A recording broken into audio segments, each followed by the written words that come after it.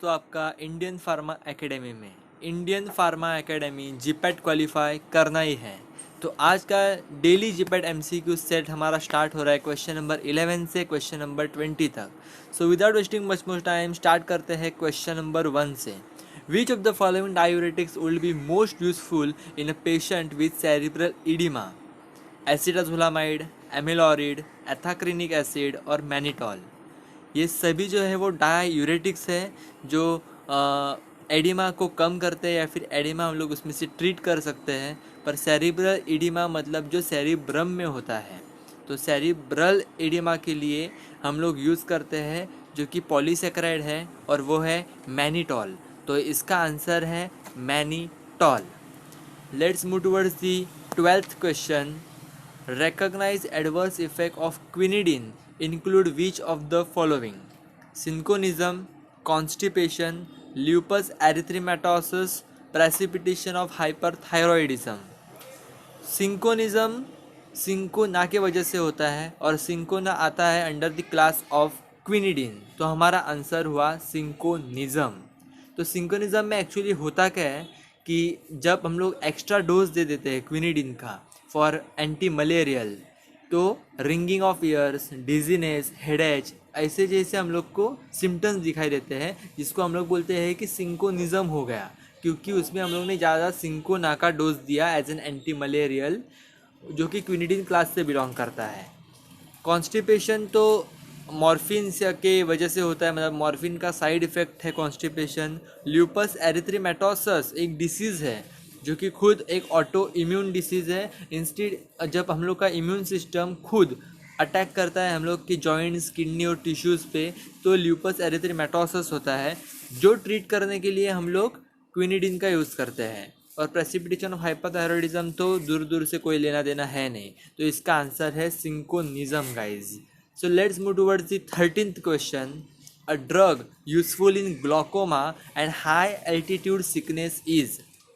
सबसे पहले हम लोग को समझना होगा कि ग्लोकोमा क्या होता है। ग्लोकोमा मतलब एडिमा होता है या फिर फ्लूइड एक्यूमुलेशन होता है due to high glucose. High glucose अगर बढ़ गया हम लोग के ब्लड स्ट्रीम में तो ग्लोकोमा होता है। और हाई अल्टीट्यूड सिकनेस मतलब जैसे हम लोग कई हाई एल्टीट्यूड पे चले जाते हैं तो हम लोग को सांस लेने में तकलीफ हो जाती है। तो उसके लिए ये सारे के सारे जो है वो एसिटाजोलामाइड, एमिलॉरिड, डेस्मोसाइक्लिन, डेस्मोप्रेसिन ये ऑप्शंस है, पर इसका सही आंसर है एसिटाजोलामाइड का ही। क्योंकि ग्लोकोमा में हम लोग को फ्लूइड एक्यूमुलेशन कम करना होता है, यूरिन आउटपुट बढ़ाना होता है, तो एसिटाजोलामाइड एज एन डायूरेटिक काम करता है। पर हाई एल्टीट्यूड सिकनेस में एसिटाजोलामाइड कैसे यूज़ होता है?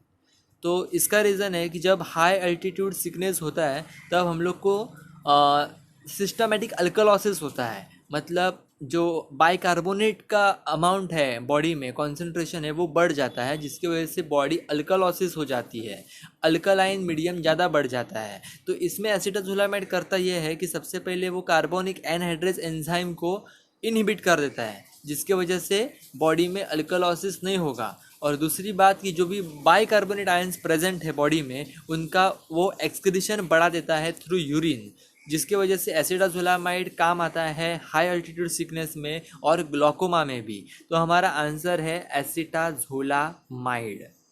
Let's move towards the 14th question.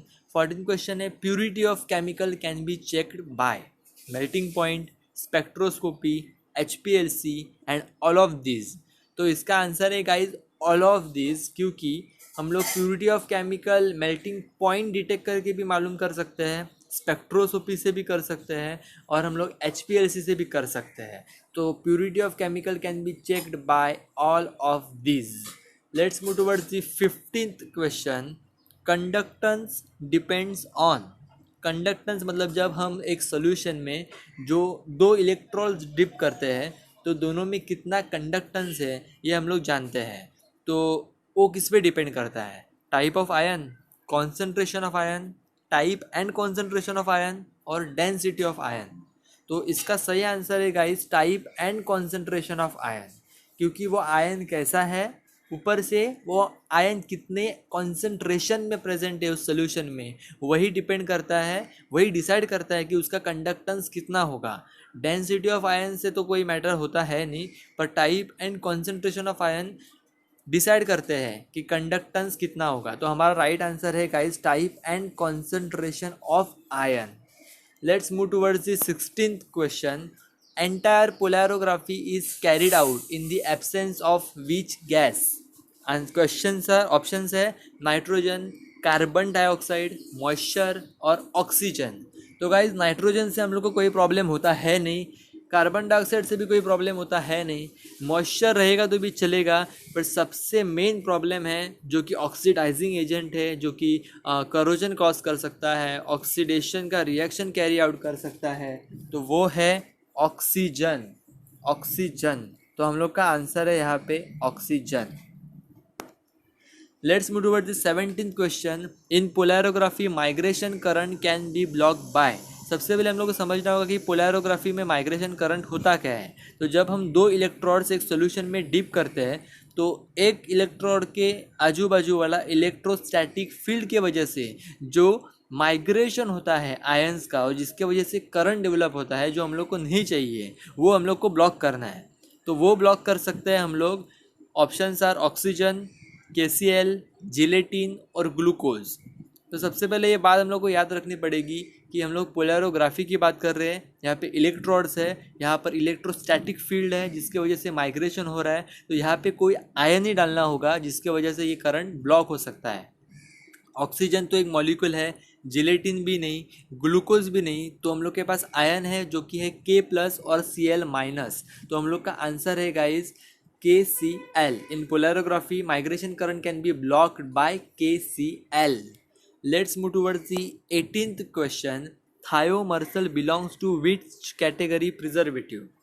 थायोमर्सल हम लोग ने जैसे ही याद आता है तो हम लोग को याद आना चाहिए कि ये थायोमर्सल, मर्सल मतलब मर्क्यूरी से रिलेटेड है, तो थायोमर्सल एक मर्क्यूरी रिलेटेड कैटेगरी है ऑफ प्रिजर्वेटिव। मतलब ये एसिडिक, न्यूट्रल, मर्क्यूरियल और क्वाटरनरी अमोनियम कंपाउंड्स, ये चारों में से करेक्ट आंसर जो है वो है मर्क्यूरियल। तो हम लोग का है thiomersal belongs to which category preservative, तो mercurial category. Let's move towards the 19th question. Which of the following are widely use and excellent preservatives? Mercurial, quaternary ammonium compounds, both और एसिडिक। तो guys सबसे पहले तो मैं बताना चाहूँगा कि quaternary ammonium compounds maximum cases में यूज़ किए जाते हैं, मर्क्यूरियल भी यूज़ किए जाते हैं पर उतने अमाउंट में नहीं जितना क्वाटरनरी अमोनियम कंपाउंड्स यूज़ किए जाते हैं। तो इसका आंसर आएगा बोथ, कि mercurial and quaternary ammonium compounds दोनों जो है वो वाइडली यूज प्रिजर्वेटिव्स है। Let's move towards the last question of this video which is 20th question, जो है amylum is synonym for tragacanth, starch, insulin और लोकस्ट बीन्स। सबसे पहले क्वेश्चन को समझना होगा कि amylum is related to enzyme amylase. Amylase क्या करता है? अमाइलेज स्टार्च को या फिर कार्बोहाइड्रेट्स को क्लीवेज करने में, ब्रेक करने में हेल्प करता है, मतलब ये अमाइलम अमाइलेज से रिलेटेड है। तो इसका आंसर बट ऑब्वियस होगा starch. Amylum is the synonym of starch. तो गाइस आज के लिए बस हो गया। हम लोग ने 11 to 20 क्वेश्चंस एक्सप्लेनेशन के साथ फटाफट समझ लिए हैं।